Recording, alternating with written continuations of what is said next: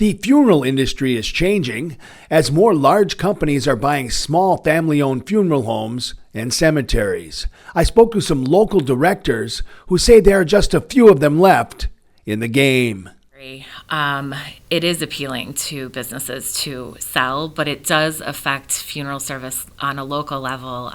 Grace Funeral and Cremation Services owner Kristen McNames has been a funeral director for nearly 20 years. She says as each year passes, more local companies are being bought by large corporations. It is difficult for multi-generational funeral homes to find someone, either that's like a key employee that might have the funds or be able to obtain financing in order to keep the business, within the family-owned kind of category. McNames says fewer children of funeral home owners who are nearing retirement age are entering the field, forcing some to turn to big business to keep their legacies alive. But, she says, there's always a cost. They tend to slash staffing, cut budgets as much as possible, and then historically they do come into communities and raise prices. So really in the end, the consumers tend to not benefit from that. Longtime funeral director Tim Honquist says while the corporate model does bring in big dollars, he says it often lacks what should always be front and center for those who are saying their final goodbyes to their loved ones. The personal touch when you're sitting down with a family.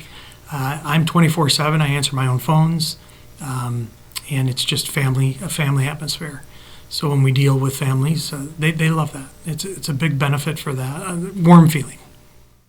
The corporate model that's now prevalent in the funeral business is nothing new. After reaching a peak in the 1980s, things quieted for the next couple of decades. Big corporations, however, are now back with even bigger operations.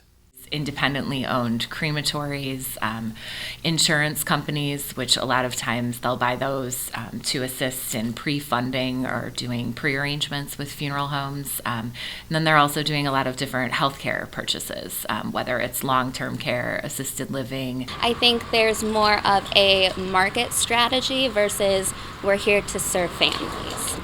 That kind of gets blurred in between the lines. Reporting in Rockford for your home team, I'm Jim Haggerty.